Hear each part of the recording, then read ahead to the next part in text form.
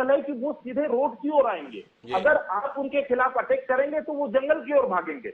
लेकिन आज जो स्पष्ट नीति का अभाव जो है वो कहीं ना कहीं इस दिशा में। मेरा एक सीधा सवाल है मनीष जी, ऑपरेशन क्यों नहीं चल रहा है? इतनी बड़ी संख्या में फोर्स मौजूद है, डरते हैं नक्सलियों से क्योंकि उनके इलाके में जाएंगे कहीं हादसे का शिकार ना हो जाए, या अनुमति नहीं मिलती?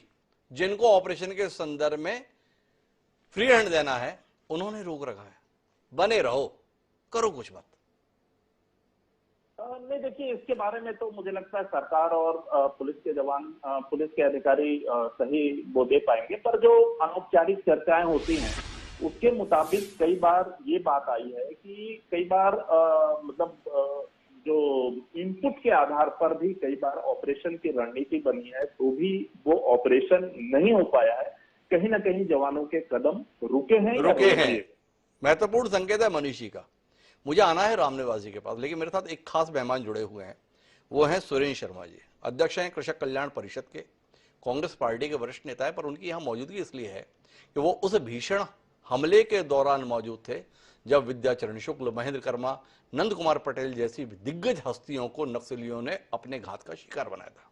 सुरेंद्र शर्मा जी उन भाग्यशाली लोगों में थे जो उस हमले में बच गए थे।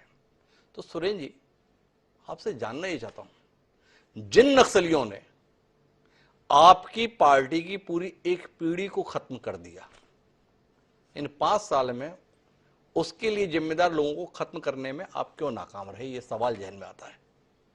एक दमदार मुख्यमंत्री है, एक तेज तर्रार मुख्यमंत्री है, एक प्रचंड बहुमत की सरकार है, देश की सरकार भी बोलती है नक्सलियों के खिलाफ हर लड़ाई के लिए हम तैयार हैं मदद करने के लिए।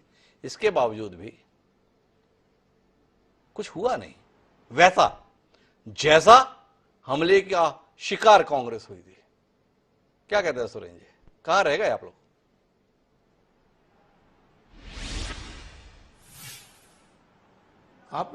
नहीं, आपका कहना बिल्कुल सही है और आपके इस प्रश्न में ही उत्तर छुपा हुआ है कि जिस दंश को कांग्रेस पार्टी ने झेला है और एक कांग्रेस की पूरी एक नेतृत्व की पीढ़ी समाप्त हुई है, ऐसी स्थिति में नक्सलियों के प्रति जरा भी मोह ममता या उनके प्रति सॉफ्टनेस होने का तो कहीं प्रश्न ही नहीं पैदा होता। और ये बात बिल्कुल अपने आप में प्रमाणित है। मैं स्वयं बस्तर का दौरा 2013 में भी किया था, अभी फिलहाल कुछ समय पहले और दौरा करके आया हूँ।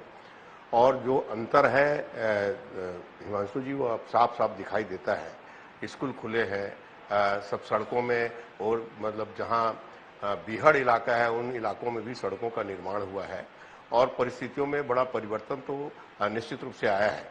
अब सवाल यह है, अभी तक सारी बातें होती रही, छत्तीसगढ़ सरकार की नीतियों पर बहुत सारे प्रश्न खड़े किए हैं, मगर मैं एक बात का उल्लेख करना चाहता हूं कि अभी कुछ समय पहले प्रियंका जी आई थी और माननीय भूपेश बघेल जी वहां जगदलपुर में थे। उस वक्त की का तो आपने उल्लेख किया, मगर लगभग उसी समय केंद्रीय गृह मंत्री माननीय अमित शाह जी का भी प्रवास जगदलपुर हुआ था। उन्होंने तमाम जो सुरक्षा कर्मी हैं उनसे बातचीत की थी, उन्होंने कैंप किया था और उन्होंने स्वयं इस बात को कहा था, इस बात को सार्वजनिक तौर पर स्वीकारा था कि बस्तर में नक्सली अब अंतिम लड़ाई लड़ रहे हैं, वो एक किनारे में जा चुके हैं। तो एक बात समझ लीजिए आप, नक्सलवाद के